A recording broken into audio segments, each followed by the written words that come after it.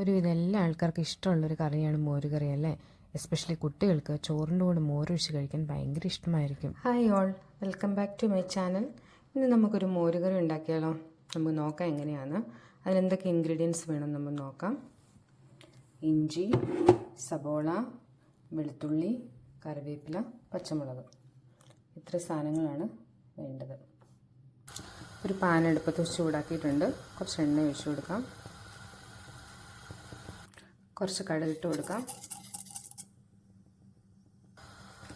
കുറച്ച് ഉലുവ ഇട്ട് കൊടുക്കാം. ഇനി വേണ്ട കുറച്ച് ജീരകമാണ്. വെളുത്തുള്ളി ഇട്ട് കൊടുക്കാം. ഇഞ്ചി നന്നായിട്ട് ഇളക്കി കൊടുക്കാം. ബാക്കിയുള്ള ഇൻഗ്രീഡിയൻസ് ഇട്ട് കൊടുക്കാം. നന്നായിട്ട് ഇളക്കി യോജിപ്പിക്കണം.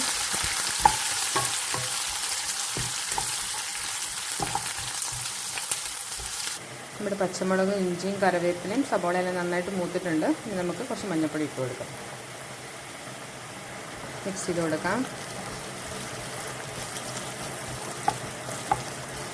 ഇനി നമുക്ക് ചേർക്കേണ്ടത് കായപ്പൊടിയാണ്. കായപ്പൊടി നമ്മൾ ഇട്ട് കഴിഞ്ഞാൽ നല്ല ടേസ്റ്റും മണവും ഉണ്ടാകും കറിക്ക്. നമുക്ക് ചേർത്ത് കൊടുക്കാം.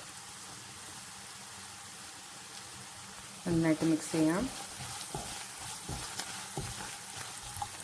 ഇനി നമുക്ക് തൈര് വാങ്ങി വെച്ചിട്ട് ഒഴിക്കാം, അല്ലെങ്കിൽ തൈര് ഇതായി പോവും.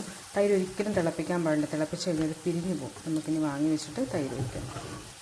ഞാൻ തൈര് ഒഴിച്ചിട്ടുണ്ട്. ഇനി കുറച്ച് ഉപ്പിടാം. നന്നായിട്ട് ഇളക്കി യോജിപ്പിക്കാം. ഞാൻ കുറച്ച് വെള്ളം കൂടെ ഒഴിച്ച് കൊടുക്കുന്നുണ്ട്. കാരണം ഇത് നല്ല കട്ടിയായിട്ടിരിക്കുന്നു. അത് മാത്രമല്ല പുളിയുണ്ട്. നന്നായിട്ട് മിക്സ് ചെയ്യാം. നമുക്ക് അടുപ്പത്ത് വെച്ച് ചെറുതായിട്ട് ചൂടാക്കി എടുക്കാം.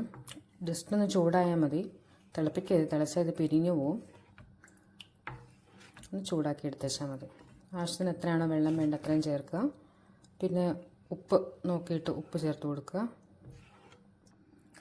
കായപ്പൊടിയുടെയും ഇഞ്ചിയുടെയും വെളുത്തുള്ളിയുടെയും ഒക്കെ നല്ല മണം വരുന്നുണ്ട്. അത് സിമ്പിളായിട്ട് മോരുകറി ഉണ്ടാക്കുന്ന, വെള്ളരിക്ക ഒന്നും ഇല്ലാതെ നമുക്ക് വീട്ടിൽ പെട്ടെന്ന് തയ്യാറാക്കാൻ പറ്റുന്ന ഒന്നാണ്. 5 മിനിറ്റ് കൊണ്ട് നമുക്കിത് തയ്യാറാക്കാം.